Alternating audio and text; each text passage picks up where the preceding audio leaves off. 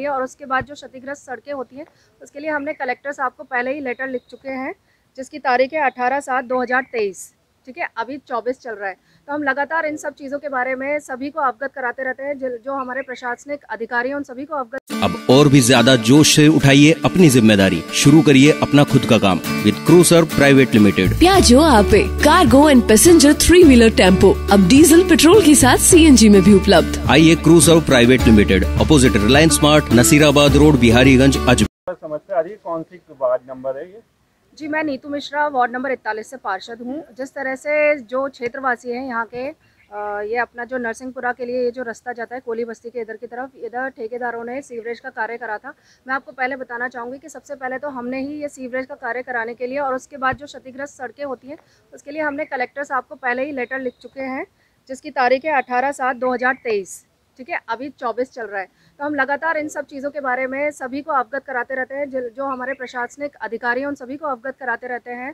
और जिस तरह से ठेकेदारों ने अपनी मनमानी करते हुए DLB के आदेश थे कि नए कार्य नहीं किए जाएं बारिश के अंदर, जबकि बारिश शुरू होने से पहले ही मैंने आयुक्त महोदय को और कलेक्टर साहब को भी लेटर लिख करके ये अवगत कराया था कि जो भी हमारे इधर जो हमारे क्षेत्र के अंदर जॉन्सगंज के अंदर जितने भी सीवरेज के कार्य हो रहे हैं तो वो सब नए कार्य ना हो जब तक बारिश हो रही है, और जितने भी पुराने कार्य हो रहे हैं उन सबको दुरुस्तीकरण भी साथ के साथ हुआ जाए, समतलीकरण भी करते जाएं जहां पर भी सीवरेज का कार्य हो रहा है। लेकिन इस तरह से कोई भी कार्य नहीं किया गया, जिसके कारण क्षेत्रवासी, और हमारे पास ही एक स्कूल भी है, 2 स्कूल है, देवनारायण स्कूल और चाणक्य स्कूल, बच्चे भी रोज़ आते जाते हैं और सारे क्षेत्रवासी जो हैं, घनी बस्ती है यहाँ पर, वो सभी बहुत ज़्यादा परेशान हो रहे हैं इन्हीं चीज़ों से। आए दिन सब दुर्घटनाग्रस्त हो रहे हैं, बच्चे गिर जाते हैं। और जिस तरह से आप देख रहे हैं गड्ढों में पानी भर गया है क्योंकि समतलीकरण कार्य नहीं किया गया है ठेकेदारों के द्वारा, जो कि भाग गए, उनका कोई अता पता नहीं है, वो अपनी मनमानी कर रहे हैं। उससे हमारे क्षेत्रवासी परेशान हो रहे हैं। अब बारिश में जो गड्ढों में पानी भरेगा, ये सड़ेगा, उससे मक्खी मच्छर होंगे तो उससे डेंगू के भी खतरे बढ़ जाएंगे।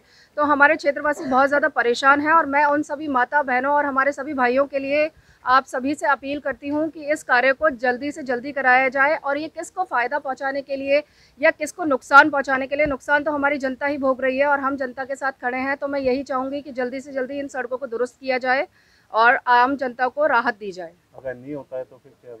नहीं होगा तो जो हमारी जनता कहेगी हम उनके साथ खड़े हैं, हर संभव प्रयास करेंगे आगे से आगे, और प्रशासन की आंखों को खोलेंगे कि हमारी जनता, और हम चाहेंगे, हम ये भी मैं कहना चाहती हूँ कि इस अजमेर क्षेत्र के अंदर मुझे मानचित्र के अंदर ये बता दिया जाए कि जॉन्सगंज आता है कि नहीं आता है, कि हमारी समस्याओं का निराकरण होगा कि नहीं होगा। क्योंकि हम तो सिर्फ लेटर ही लिखते जा रहे हैं प्रशासन को, वो लोग कब इस तरफ ध्यान देंगे कि एक जॉन्सगंज भी क्षेत्र है, वहाँ के लोग भी जो मेन और मुख्य समस्याओं से ग्रसित हैं उनका समाधान कब होगा, मैं यही जवाब चाहती हूँ। परेशान हो रहे हैं। ये जो गड्ढे हैं, पानी भरा है तो बच्चे स्कूल जाते हैं तो कभी बच्चों के रिक्शा फंस जाता है, गिर जाते हैं तो बच्चे टाइम से स्कूल नहीं पहुंच पाते। हमारे आदमी लोग काम पे जाते हैं तो हम भी टाइम से नहीं पहुंच पाते, हम खुद